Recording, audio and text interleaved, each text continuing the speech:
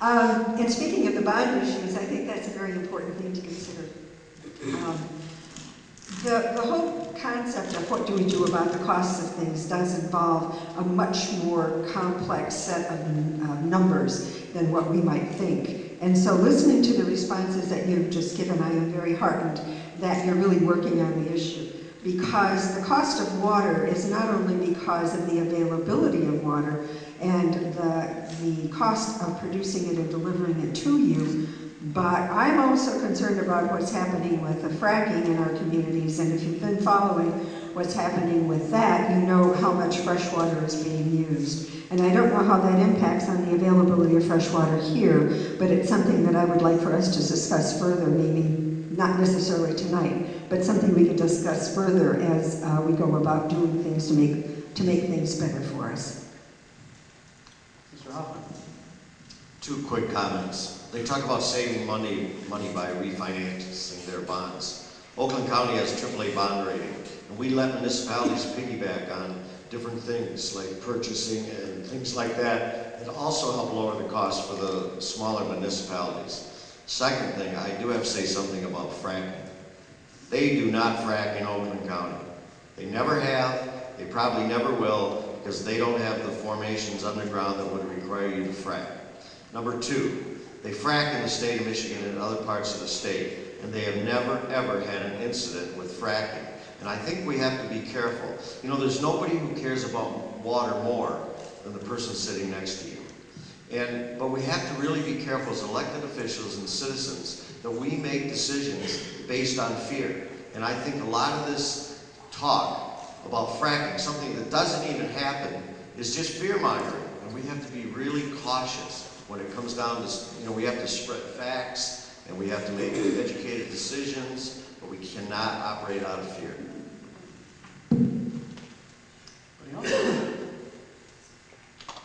Okay, well, you know what, we'll piggyback down and onto that slightly. We're going to start with you folks here.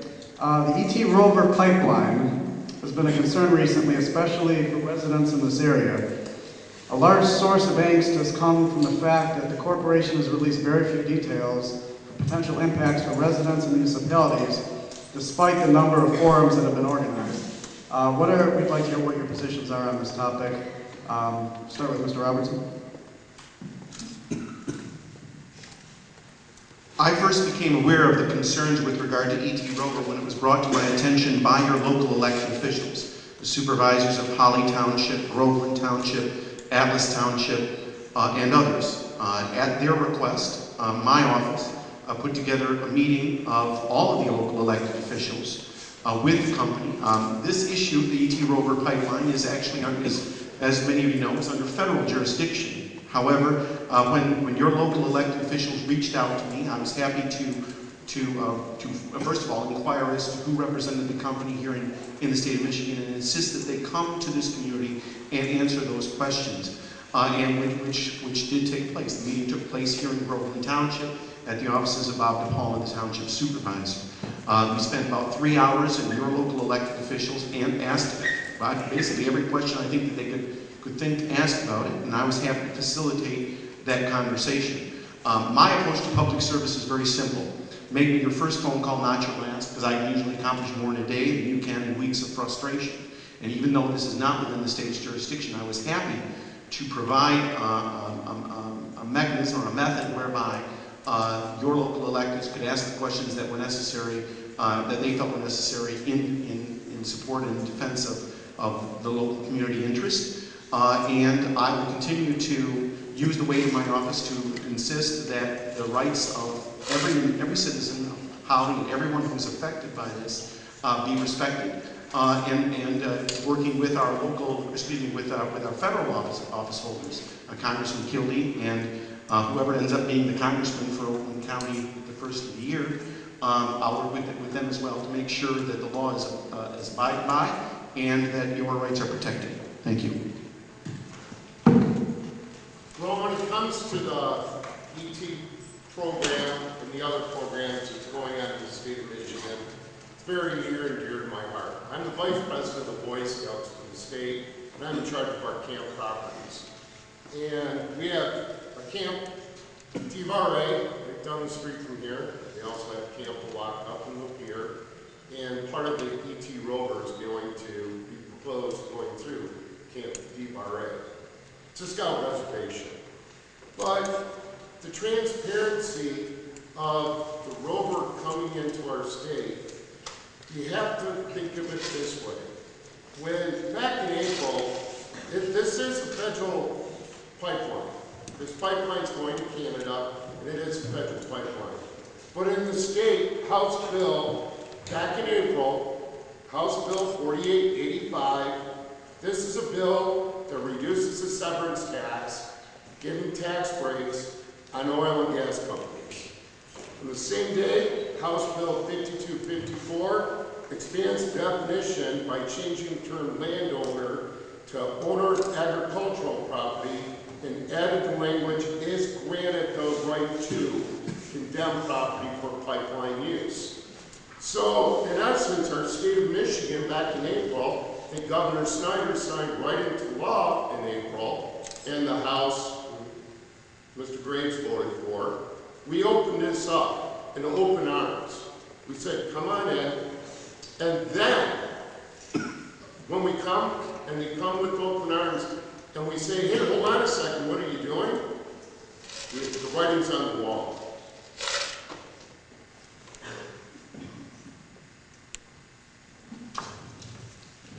First of all, I'm not opposed to pipelines, or am I opposed to drilling.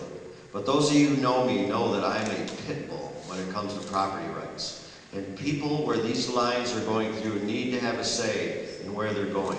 And I'm happy to say, with the help of Senator Robertson and Representative Graves and the supervisor in Holly and Groveland Townships, along with Commissioner Mike Spiz and I, we introduced a resolution in Oakland County and was passed and forwarded on. And ET Rover Pipeline has recently announced that they are going to basically move out of Oakland County. There's a couple areas, I think around Groveland, they may still touch the township, but these property owners have to have some input in this, because I saw when they put the Engelberg pipeline, or they repaired it, they were within a few feet of some people's front porches. So I advocate for free enterprise, but I also advocate for a person's property rights. And hopefully with the input of all of us, that they have decided to take another look at this and relocate the pipeline maybe where it's less populated. Well, it must be campaign season, silly season. The bills that my opponent just recited have absolutely nothing to do with this federal program. Never have. And never have. These House bills were not an invitation for outside companies to come in. This was long in the making. FERC, federal program, federal agency, has complete oversight on this. As Senator Robertson said, we met with ET Rover in Groveland Township. We had a lot of questions for them. After that, we told them, you should go have a town hall, not the event we had at Spring Meadows where people come in and can't get their questions answered.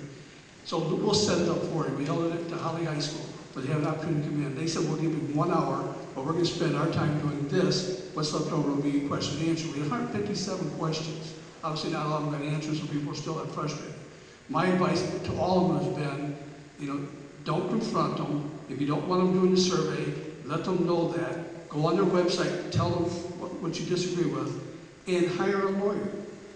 Don't sign a contract without talking to the lawyers first. This is a legal binding contract. And chances are your property value will depreciate if the pipeline was across there. I think you should be compensated for that. So I'm trying to be as proactive as I can. We also reached out to Congressman Kildee and Congressman Rogers and said, hey, this is the federal program. Will you please address this with these constituents? And they both agree they'll work hard with constituents to make sure their questions are being addressed. Thank you.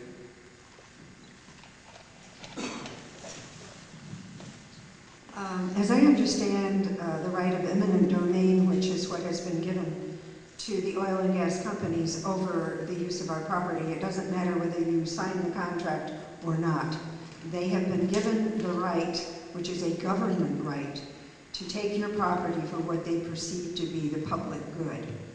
I agree with Mr. Hoffman on property rights. That's probably the one thing about this whole project that concerns me the very most, and that is the fact that the government has given eminent domain to oil and gas companies to use your property to run pipelines across it, whether you agree with it or not. And even though they're required to compensate you for that use, it isn't right. I don't think it's right at all, and that's the one thing about this that I question. There is a meeting coming up to the 30th in Goodrich, and I believe the composition of the people that will be speaking will be different than the people that have spoken in previous meetings.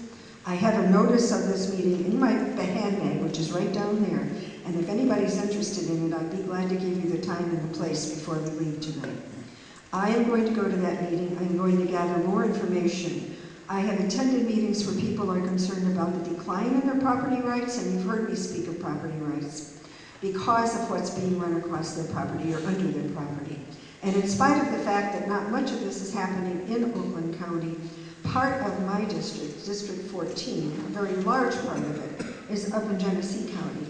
And the townships of Grand Blanc and Mundy Township will be impacted by what is being planned.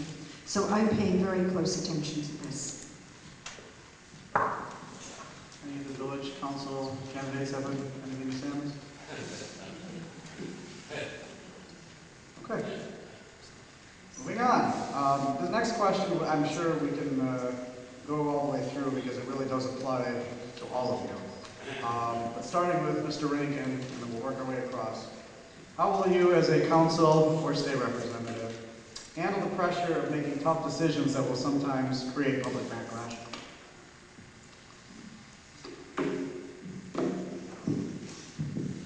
Well, it starts with communication.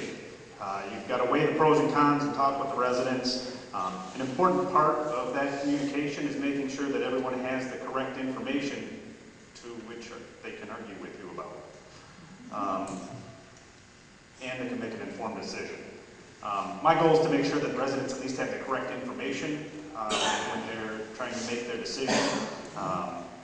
And then I make a decision based on what I feel will be beneficial to the most of our residents.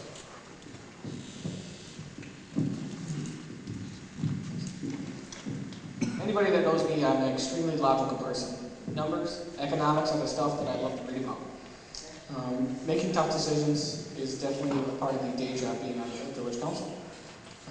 Logic without emotion gets in the way of things that need to be done. When you allow emotion to come into play, we are not thinking of the unintended consequences or the people that are truly footing the bill, which is the taxpayer. I would definitely be a logical person, a voice of skepticism on the village council. Thanks.